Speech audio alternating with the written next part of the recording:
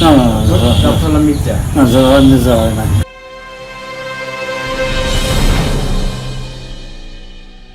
উনি মির্জাফরের বংশধর না? জানেন? হ্যাঁ হ্যাঁ। পরিচয় দিলেন না কেন? মানে কি আর বলবো, মির্জাফরের বংশধর। পলাশির যুদ্ধের ২৫০ বছর পরে এসেও বিশ্বাসঘাতকতার অভিশাপ থেকে মুক্তি মেলেনি মির্জাফরের বংশধরদের। পূর্বপুরুষের বিশ্বাসঘাতকতার গ্লানি এখনও বংশপরম্পরায় বয়ে চলেছেন তারা। হীনমন্যতায় লজ্জায় স্বাভাবিক জীবনযাপন করতে পারেন না তারা, গোপন রাখেন আত্মপরিচয়। ভারতের মুর্শিদাবাদে গিয়েছিলাম মির্জাফরের বংশধরদের খোঁজে। আজকের এই ভিডিওতে তাদের হাল হকিকত জানাবো আমি।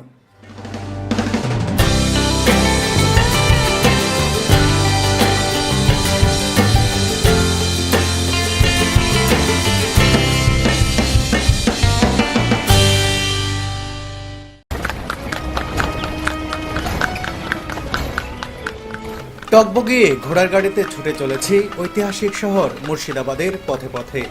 এই শহরের যত্রতত্র এখনও ছড়িয়ে ছিটিয়ে রয়েছে অবিস্মরণীয় ইতিহাসের ধ্বংস নিশানা। যে শহর একসময় ছিল বাংলা, বিহার ও উড়িষ্যার রাজধানী, আজ তা এমনই জৌলুসীন সাদামাটা মফস্বল। অথচ পলাশির যুদ্ধে সিরাজ বাহিনী পরাজিত না হলে হয়তো এই মুর্শিদাবাদই হতো এই উপমহাদেশের সবচেয়ে উন্নত শহরগুলোর একটি। শুধু মুর্শিদাবাদ নয়, গোটা বাংলার আর্থসামাজিক অবস্থারই হয়তো বৈপ্লবিক পরিবর্তন ঘটত। যার বিশ্বাসঘাতকতার কারণে এই বাংলা ২০০ বছরের জন্য বন্দী হয়ে গেল ইংরেজদের হাতে, ইতিহাসের সেই খলনায়ক, চরম ঘৃণিত ব্যক্তি মীর জাফরের বংশধরদের সন্ধানে আজ আমি এসেছি এখানে। আমার সঙ্গে রয়েছে বন্ধুপ্রতিম অনুজ ও সাংবাদিক সাইম সাবু। মুর্শিদাবাদে আসার আগে জেনেছিলাম এখানকার জাফরাগঞ্জে মীর জাফরের প্রাসাদের একটি অংশে বসবাস করেন তারই বংশধরদের কেউ কেউ। টাঙ্গাওয়ালা মন্টু শেখের গাড়িতে করে পৌঁছে গেলাম মীর জাফরের প্রাসাদের ধ্বংসস্তূপের সামনে। এই যে গেটটা দেখছেন, এর নাম নেমোখারামের দেউড়ি। নেমোখারাম শব্দের সাথে আমরা মোটামুটি সবাই কম বেশি পরিচিত। এই শব্দটি বিশ্বাসঘাতকের সমার্থক, আর দেউড়ি শব্দের অর্থ গেট, অর্থাৎ এটি বিশ্বাসঘাতকের দরজা হিসেবেই পরিচিত। সিরাজদৌল্লা খেয়েছেন, পড়েছেন, তার প্রধান সেনাপতি ছিলেন, তারপরেও তিনি তার সঙ্গে বিশ্বাসঘাতকতা করেছেন। সে কারণেই কিন্তু তাকে নেমোখারাম হিসেবে চিহ্নিত করা হয়েছে এবং তার বাসার এই গেটটিকে বলা হয় নেমোখারাম গেট। ভেতরের অংশে পুরাতন প্রাসাদ প্রায় বিলীন হয়ে গেছে। এখানে পরিত্যক্ত পুরনো ভবন আর প্রাসাদের ধ্বংসস্তূপই দেখতে পেলাম শুধু, দেখা মিলল না বংশধরদের। স্থানীয় লোকজন জানালো কর্নারের এই ভবনেই বসবাস করতেন বংশধরেরা, কিন্তু বেশ কয়েক বছর আগে এখান থেকে অন্যত্র চলে গেছেন তারা। আমি যে মীর জাফরের বংশধর খুঁজতে এখানে এসেছি এটা সরাসরি কাউকে বলতে পারছিলাম না, এমনকি টাঙ্গাওয়ালা মন্টু শেখকেও না। যেহেতু এখানে আমি সাংবাদিক ভিসায় নয়, ট্যুরিস্ট ভিসায় এসেছি, তাই কে কিভাবে বিষয়টি দেখবেন তা বুঝতে পারছিলাম না। যদিও আমার উদ্দেশ্য ছিল সাংবাদিক নয়, একজন ট্রাভেলার হিসেবেই তথ্যগুলো সংগ্রহ করা ও অনলাইন প্ল্যাটফর্মের জন্য ভিডিও বানানো। যা হোক, মীর জাফরের প্রাসাদ থেকে বেরোতেই মনে পড়ল এখানকার কবি সলিল ঘোষের কথা। আমরা লালবাগের যাত্রিক নামের যে হোটেলে উঠেছি ওটার মালিক তিনি। এখানে যেদিন আসি সেদিনই তার সাথে আলাপ হয়। আলাপচারিতার এক পর্যায়ে তিনি আমাকে বলেছিলেন মীর জাফরের বংশধরদের একজন তার বাল্যবন্ধু। উল্টাপাল্টা দিক বিদিক না ঘুরে তাই তারই দ্বারস্থ হলাম।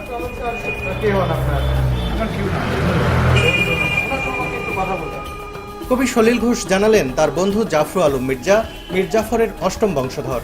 স্থানীয় নবাব বাহাদুর গভর্নমেন্ট হাই স্কুলের শিক্ষক ছিলেন তিনি, এখন অবসরে গেছেন। তার একাডেমিক নাম রেজা আলী মির্জা হলেও এলাকায় জাফর আলম মির্জা কিংবা জাফর আলী মির্জা স্যার বলেই সবাই ডাকেন। মীর জাফরের প্রাসাদ ছেড়ে হাজারদুয়ারি প্যালেসের পাশে তিনি বসবাস করছেন বলে জানালেন সলিল ঘোষ। জাফরু ওর নাম, আমার ক্লাসমেট তো, আমি একসঙ্গে পড়েছি স্কুলে, হায়ার সেকেন্ডারি পর্যন্ত আমরা একসঙ্গে পড়েছি, কলেজে টিচার্স হয়ে গেছিলাম। ওই নিউ হারামের দেউড়িটা যেটা দেখুন এখন বন্ধ হয়ে শুধু দরজা রয়েছে, সেটা বন্ধ হলো কেন?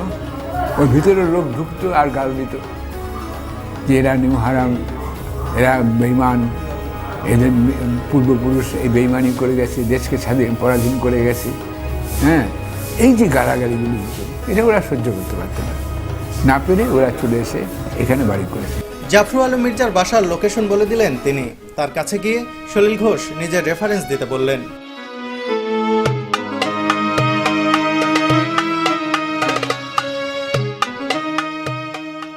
পায়ে হাঁটার স্বল্প পথ। আমি ক্যামেরাটি ব্যাগে রেখে হাতের ফোনে ক্যামেরা চালু করলাম। আশঙ্কা করছিলাম আগে থেকেই ক্যামেরা দেখে না আবার অপ্রস্তুত হয়ে যান তিনি। সলিল ঘোষ ও তার ছেলে কল্যাণ ঘোষ আগেই বলে দিয়েছিলেন মীর জাফরের বংশধরেরা অপরিচিত লোকদের সাথে কথা বলতে চান না। হাঁটতে হাঁটতে আশপাশের লোকজনের কাছে জিজ্ঞেস করে চিনে নিলাম বাড়িটি। এটি মীর জাফরের বংশধরের বাড়ি, একেবারে হাজারদুয়ারি প্যালেসের কর্নারে। বাড়িটির সামনে দাঁড়িয়ে যে অনুভূতি হলো তা ভাষায় প্রকাশ করা যাবে না। আমরা তার দরজার সামনে দাঁড়িয়ে কলিং বেল চাপতেই বেরিয়ে এলেন এক বৃদ্ধ।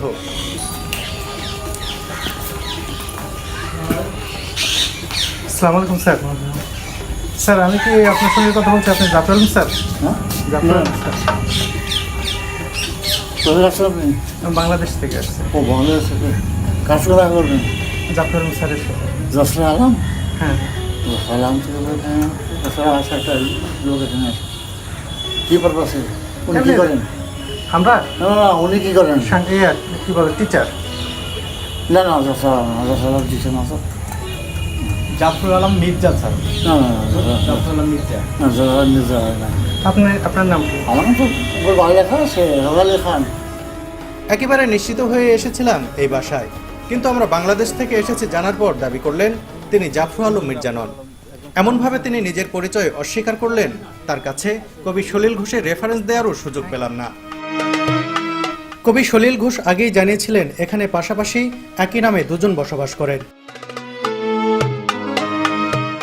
তাদের মধ্যে যিনি শিক্ষক তিনি মীর জাফরের বংশধর, কিন্তু এই ব্যক্তি সবকিছু অস্বীকার করে নিজেকে জাফর আলী খান পরিচয় দিয়ে আমাদের গোলকধাঁধায় ফেলে দিলেন। আচ্ছা, এই বাড়ি দেখে দিল, তার কি ভুল দেখে দিয়েছে? ও বলছিল যে দুইজন জাফর আলম, একজন খান আছে একজন মির্জা আছে। জাফর আলম এখানে আসে, আসে ওই বাড়িতে জিজ্ঞেস করুন। আচ্ছা আচ্ছা, থ্যাংক ইউ। বাসার গেটে বাংলায় তার নাম লেখা আছে দাবি করলেও ফিরে আসার সময় সেখানে কোনো নাম ফলকই দেখলাম না। এরপরই কেন যেন মনে হলো তিনিই সেই ব্যক্তি যাকে আমরা খুঁজছি। কি নাই তো? হ্যাঁ, বললো না, কি বলছেন? বললো না, তোকে বললো বাংলা লেখা আছে, তুই বাংলা লেখা আছে। হ্যাঁ নাই, বলি এখানে ওনাকে জিজ্ঞেস। হাতে নাতে প্রমাণও পেলাম ঠিক তার বাড়ির সামনে দাঁড়িয়েই। পাড়া প্রতিবেশী সবাই বললেন তিনিই মীর জাফরের বংশধর জাফর আলম মির্জা। তো জাফর আলম স্যারের বাসা কোনটা? জাফর আলম স্যারের বাসা। হ্যাঁ হ্যাঁ, ও টিচার ছিলেন উনি? ওই যিনি কথা বললেন কে বলে? উনি তো বলছেন আমি না। মানে ইনি কি শিক্ষক? নবাদের টিচার। উনি তো বলছে যে না আমি ওই নামের কেউ না। কে? উনি বলছেন উনি মীর জাফরের বংশধর না, জানেন? হ্যাঁ হ্যাঁ।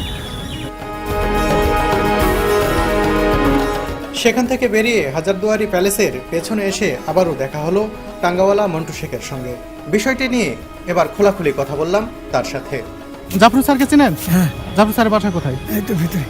কি করেন উনি? উনি স্কুলে মাস্টার ছিলেন। ওনাদের বংশ কি? ওনার বংশ তার মানে তো মির্জাফরের বংশ, তার ছেলে ছেলে তার ছেলে তার ছেলে এইভাবে চলেছে।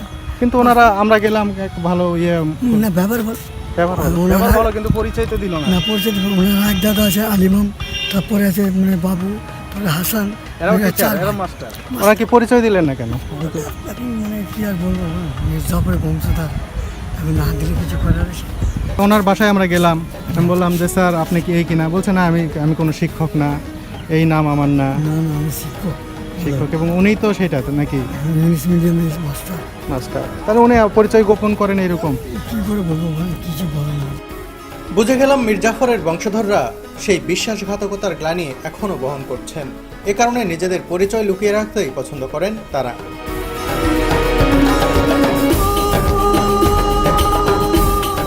আমরা আবারও ফিরে এলাম সলিল ঘোষের কাছে। তাকে মোবাইলে গোপনে ধারণ করা ছবিটি দেখালাম। ছবি দেখে তিনিও নিশ্চিত করে বললেন আমরা কোনো ভুল জায়গায় যাইনি। পুরো ঘটনা শুনে তিনি বললেন, রেজা আলী মির্জা ওরফে জাফর আলম মির্জা আত্মপরিচয় গোপন করতে মিথ্যা বলেছেন। মির্জাফরের বংশধরের উপর সাধারণ মানুষের দৃষ্টিভঙ্গিটা খারাপ, কারণ ওই যে একটা মির্জাফর করে এসেছে, অতএব ওইটাকেই টেনে নিয়ে আসে।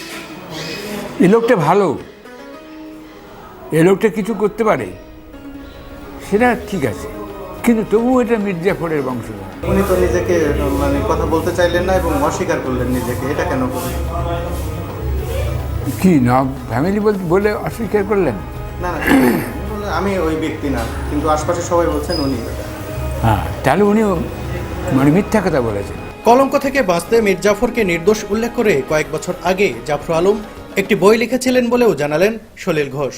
তবে চাপে পড়ে সেই বইটি বাজার থেকে সরিয়ে ফেলা হয়েছে বলেও জানান তিনি। ওর বাড়িতে ছিল সমস্ত দলিল ফলিল হ্যানত্যান, ট্রাঙ্কে ফাঙ্কে হ্যানত্যানে ছিল, সে সমস্ত তুলে ও প্রমাণ করতে চেষ্টা করেছিল যে মির্জাফর বেঈমান নয়, মির্জাফর বেঈমান নয় বলে একটা বই লিখেছিল এবং সে বইটা প্রচার করেছিল।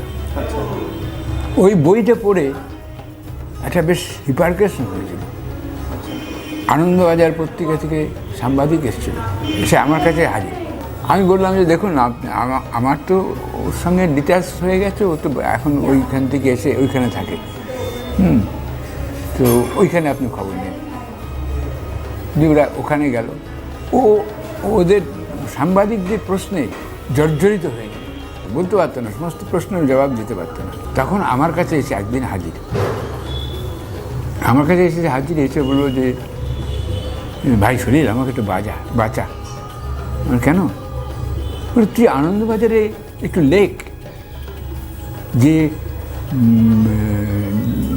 মির্জা অ্যাকচুয়ালি যা লিখেছে ওটা সত্য। কী করে সত্য হলো? আমি বললাম কী করে সত্য বলবো আমি কী করে সত্য বলবো? যখন পলাশির যুদ্ধ হলো, ইংরেজ সৈন্য যখন নিশ্চেষ্টভাবে দাঁড়িয়ে থাকলো, তার 50,000 পদাতিক সৈন্য যখন চুপচাপ কাঠের পুতুলের মতন বসে থাকলো, অশ্বারোহী সৈন্য যখন চুপচাপ বসে থাকলো, মীর মদন যখন 3,000 সৈন্য নিয়ে একা যুদ্ধ করছে ক্লাইভের সঙ্গে, তখন তোমার মির্জাফর কোথায় ছিল? আপনি যখন আপনার বন্ধুকে এগুলো বললেন যে এই ঘটনা ঘটলো কেন, হ্যাঁ, তিনি কি বললেন? তখন তো তিনি বললেন, তিনি তো কাচমাচু করছেন। সে বললো, হ্যাঁ ভাই, আমি যা প্রমাণ পেয়েছি আর সহ্য হয় না। এই যে গালাগালি করে না, তখন স্যারেন্ডার করছে, তখন সে আমাদের কাছে স্যারেন্ডার করছে। এই গালাগালি করে, এই করে, ও করে। আমি এক কাজ করো, তুমি গালাগালি করে ওখান থেকে চলে আসো, নিজেদের এখানে থাকো, ভেতরে থাকো, গালাগালি শুনো না। গালাগালি শুনতেই হবে। মির্জাফরের বংশধর যখন হয়েছ, তখন যতক্ষণ পর্যন্ত বেঁচে আছো, মির্জাফরের মানে বংশধর হিসাবে গালাগালি শুনতেই হবে। জাফর আলম মির্জার অন্য ভাইদের সঙ্গে সাক্ষাৎ করার ইচ্ছা ব্যক্ত করলে সলিল ঘোষ জানালেন, লাভ নেই, তারা কেউ দেখা করবে না, কথাও বলবে না। আমরা সেটা জানি যে ওখানকার সব মানুষ খারাপ নয়। মির্জাফরের ফ্যামিলি যারা বংশধর চলে এসেছে, তারা কি সবাই খারাপ? তারা সবাই খারাপ নয়। তারা আজকের সমাজে মিশছে, আজকের সমাজের পরিস্থিতি, পড়াশোনা করেছে, লেখাপড়া শিখেছে, তারপরে চাকরি বাকরি করছে, কিন্তু সেই গ্লানি বয়ে বেড়াচ্ছে। সেই যে গ্লানিটা তাদের যে ছিল, সেটা বয়ে বেড়াচ্ছে। এটা তাদের জন্য কি কষ্টকর? নেই, প্রচুর কষ্টকর। বললাম না, কোথা থেকে এসে কোন জায়গায়, আপনি বাড়িতে তো দেখলেন কোন জায়গায় ঢুকে বসে আছে, এটার জন্য।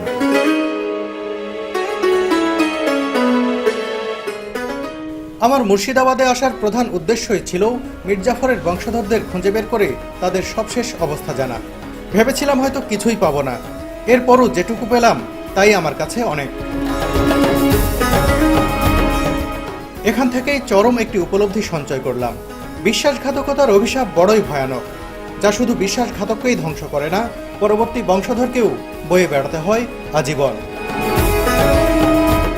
বন্ধুরা, মুর্শিদাবাদের উত্থান পতন, ইতিহাস, ঐতিহ্য, অতীত, বর্তমান নিয়ে আরও ভিডিও দেখতে চাইলে আমার চ্যানেলটি এখনই সাবস্ক্রাইব করুন।